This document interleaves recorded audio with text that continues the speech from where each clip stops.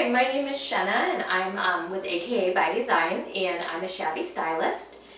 Today I'm going to show you how to use white ReVAX. So this dresser, I painted it in all white and unfortunately white just was not its color, so I did a coat of blue on it.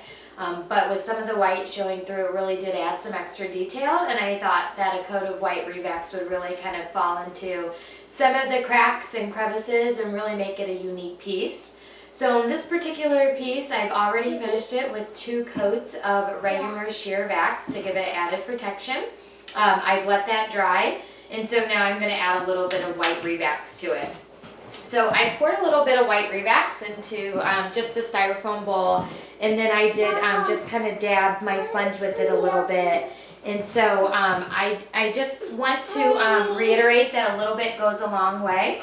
So I'm just going to put a little bit of it on my sponge, the white ReVAX, and I'm just going to lightly start to go over my piece. And if you can see, I'm going to dip when I run out, and I'm going to just start it again and really just kind of rub it into my piece. It does show up a little thicker in some areas, a little thinner in other areas, just based upon the amount of pressure that I put down. So just keep that in mind. If you don't feel like you're getting an even coating with it, it could be because of the pressure and where you're putting pressure on your sponge. And I should share that I am using a blue sponge, which is great for Vax and ReVAX. Most of the Shabby stylists do carry these, so definitely a lifesaver when it comes to applying Vax and ReVAX. So I am going to just kind of keep adding a little bit here and there on my piece until I kind of get it to where I want it to be. Now this piece is a really grainy piece, so the white ReVAX is going to really kind of go down into the cracks and crevices, which is going to be really nice and really help to kind of create that uniqueness for the piece. So I know you can't see the top very well, so what I'll do is I'll actually pull out one of the drawers and just show you how I'm doing this technique as well. So again, I just have a little bit on my sponge. And actually I'm going to dab some off because, again, a little bit goes a long way, and that's more than a little bit. So there you go. You can see kind of how much I have on my sponge.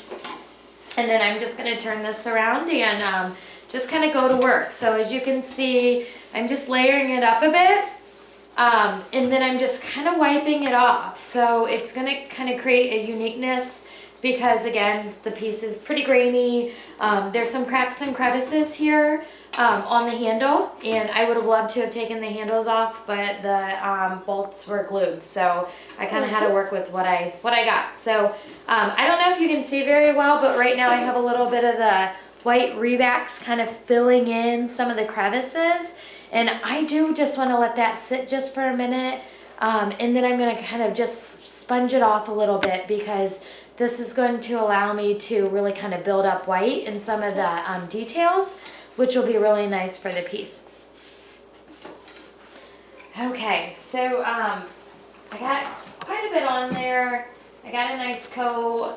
I just am going to get just a tad bit more because there's around the edges I really kind of want to create like an extra layer of dimension to it. So I'm going to add some white around the edges, and I'll just kind of, if you can see, I'm just lightly rubbing it out because I want that to be a little bit noticeable than the other spots. So, yeah. So there you have it. That's using white ReVAX on a piece. You can use ReVAX in any of the colors that we have. We have black, we have hazelnut, which is a brown. There's also a glitter and also a pearl, which are all really nice and add another dimension of depth to your piece. I have glitter. The one thing that I will have you keep in mind is when you're working with furniture, every piece of furniture is a bit different. You might have some that are completely smooth. You might have some that are grainy and that have a lot of details. So that will really affect the way that your Vax and ReVAX lays on your piece.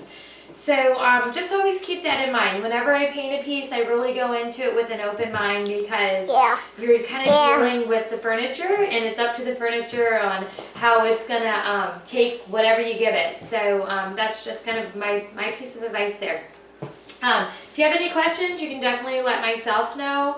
You can visit my website, akabydesign.net. You can also find a Shabby paint stylist in your area by going to shabbypaints.com. And any of the Shabby paint stylists would be happy to help you. Put your hand over here. Thank you. Let's talk.